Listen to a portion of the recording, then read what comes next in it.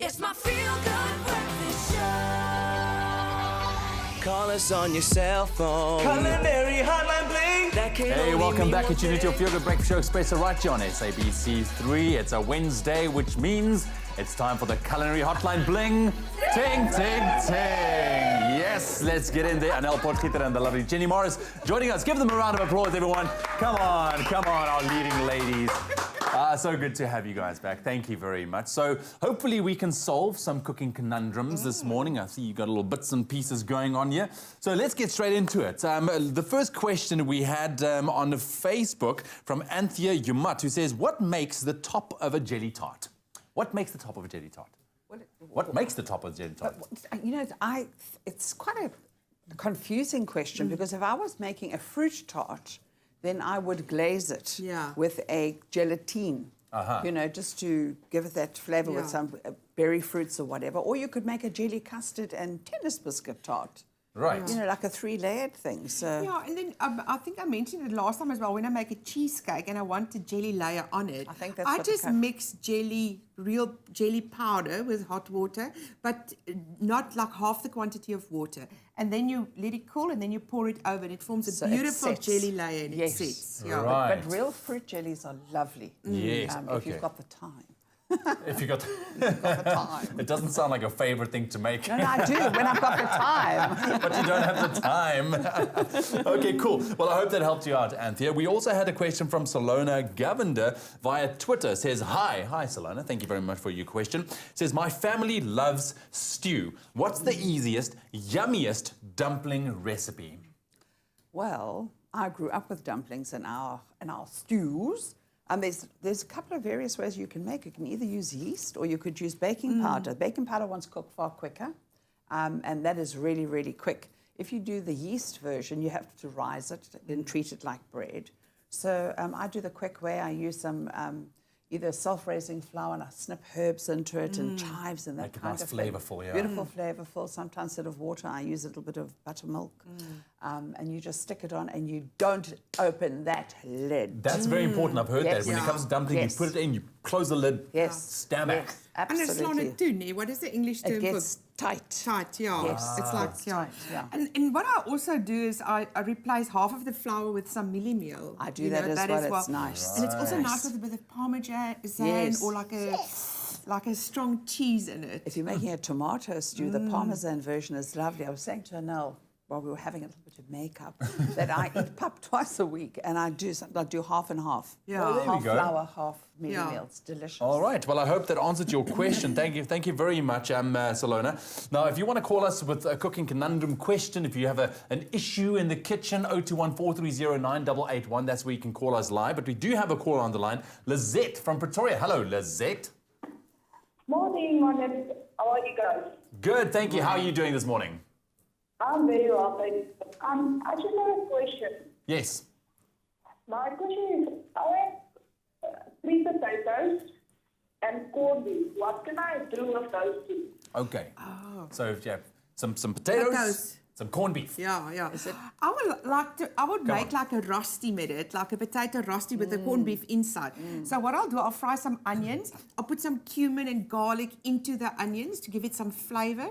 Then I'll take a fork and I'll loosen the corned beef a bit and add that to that mix. Right. Then I'll grate some potatoes, mix it all together, and on a klein pannetjie with lots of butter in, you put this potato and rosti down. Nice. Crisp it about 10 minutes on each side, Love it. slowly, so it crisps. Yes. And then beautiful, also again, parmesan, something over it with rocket and olive oil. I feel sour cream would work with something It like would, that. with Yes. chives. Yes. It would. But you know, Yes. I made my husband bully beef hash. Spat it out, never made it again. But I grew up with that as well. It's Same. a quick meal. Yeah. With chili, tomato, you fry it all up with your potato, Yeah. but in little cubes. And then you just pull that hash through it at the end. It's delicious. Yeah.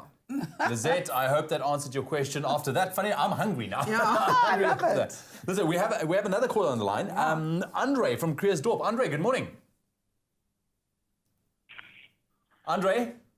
Yeah, Hey, good morning. You live on Expresso. How are you doing, brother? I'm fine, thank you. I'm fine. Good, my friend. Listen, I've got our 2 foodies here. What's your question for them this morning? Oh, no, the line just dropped. I do have a gist of what Andre wanted to know. He said, what recipe can be used to make a homemade gravy for a meat pie? Well, you know, when you make a stew, a gravy is a gravy, but it's not a gravy unless it has depth in it. Right, so gravy is a gravy, Onions. but it needs depth. Depth.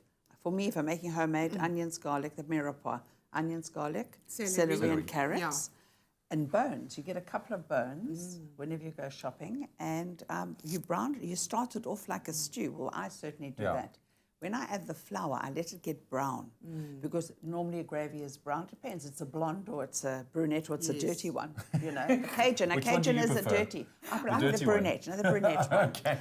And then you just let that color develop. Let your onions go a Yeah. little bit dark, and then develop it, and then cook it down. I then blitz it because I want the flavor. Yes. Yes. And then I just strain it. Sounds delicious. With Well, stock, Andre, eh? With Yes, stock. some good With stock. Yeah, but those bones also enrich it. and it adds the depth. Oh, I It love adds it. the depth. I Well, there we go. The love it. secret to a good gravy. Thank you very much, Andre, for your question. If you have any more questions, we're going to be back with Jenny and Anel in just a little bit. 021 430 9881. Because it's a Wednesday, because it's Culinary Hotline Bling. Ting, ting, ting. It's my feel good breakfast show. Call us on your cell phone. Culinary Hotline Bling. That can only mean one thing. Welcome to it. You're back on your Feel Good Breakfast Show Expresso right here on SABC 3 for our second Culinary Hotline Bling. Ting, ting, ting. Get it in there. Changing Get the it in rhythm, there. like ting, ting, ting. I just felt like breaking it up a little bit and you guys stick with the original one, but it's fine. Call us 021 430 9881 if you have a cooking conundrum that you want our foodies to help you out with. We have Anel Potgieter and the lovely Jenny Morris as well joining us in studio. So we have a caller on the line. First and foremost, ladies. Monique, Alipad van Caledon af. Monique, good morning. Hi, good morning. Hey, lovely to hear from you. Love Caledon. Yes. What's your question, Monique? So I just wanted to find out from the lady. I like making pastries, rotis, tortillas, yes myself, but I can never get them rolled out in a round shape. Is there any specific method? So just repeat that once again, Monique, for us. But I can never roll out the dough in a round shape. Okay, so the Yes. dough, she makes you like to Yes. make the dough, but how do you roll it out in a nice round shape?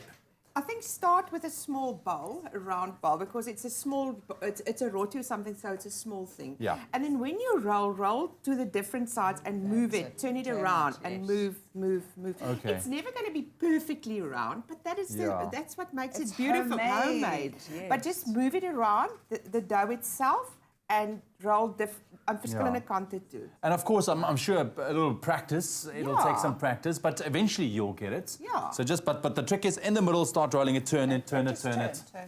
All right, Monique, I hope that helped. Thank you very much for your call. So we had a question from Katlego from Gauteng. He asked this: how can you boil peeled potatoes easily? Easily? Easily. Easily. He obviously wants it quick and fast. It seems like it, yes. So I would cut them small.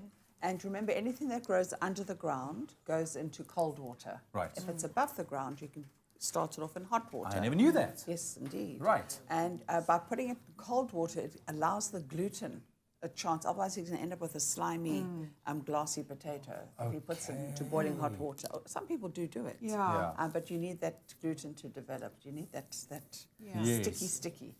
So start off with cold water and then Always, bring up the always, temperature. yes. And it also cooks more evenly if it's cold, because it cooks from the outside instead of like the outside Exactly. are cooked vinaigrette, and then I the see, inside so is still raw. gradually heats Yeah. up. Absolutely. Yeah. Then you get a nice potato. Yeah. Perfect A potato. perfect potato, right. Another question here from Poloso Faleb, it was on Facebook. Which simple recipe should I use to bake a chocolate cake? Simple recipe, so I presume that Poloso don't have a lot of time. She wants to make sure that you get that chocolate cake in. It needs to be delicious, but don't rob her of a special time because she wants to entertain. Well, we have stuff here. We have cocoa powder, we have sugar, and we have flour. How we got here? So it's a cup. Yeah, it's a cup of flour, cup of sugar, cup of milk. Yes. Quarter cup of oil, quarter cup of cacao, Yes. and you just mix first your oil with the milk, 2 eggs, Yes, I like to put all the wet Yeah, things together. together. Yeah, All right. And then 1.5 teaspoon of baking powder to get it going. and vanilla. Oh, yes. That vanilla has been in my face the whole Yes. time. Just That's love amazing, it. Love man. it, love it, Okay, love so it. Anel, just quickly the ingredients: a quick and easy chocolate cake. So it's a cup of flour, cup of sugar, cup of milk. Cup of flour, cup of sugar, cup Cup of of milk. milk. Quarter cup of cacao. Yep. Quarter cup of oil. Okay. 1.5 teaspoons of Baking. powder. 2 eggs. That sounds easy and enough. about a teaspoon of vanilla extract. Yeah, And the vanilla. other word for cacao is cocoa powder. Cocoa powder. And then Cocoa. you pop that. Yes. It's a small batter. You can pop that in the oven for about 15 minutes. Just check if the skewer, if it's cooked. Yes. Or I also like to do it in the microwave, like in cups. Cups, Just spray yes, the mug. the mug Yes. for like a minute. And I mean, that's very Maximum. easy. So I mean, that's pretty much it. It comes together. How much do you need to kind of mix that? Do you Not need- overmix. Not overmix Not it, obviously. You just want to overmix. make sure the flour's incorporated Yes. and everything is Yes. combined Yeah. nicely. That's why it's All always right. important to mix all the dry ingredients together first. Understand. But if There you we have a machine mixer, then you can go that route as well. Absolutely.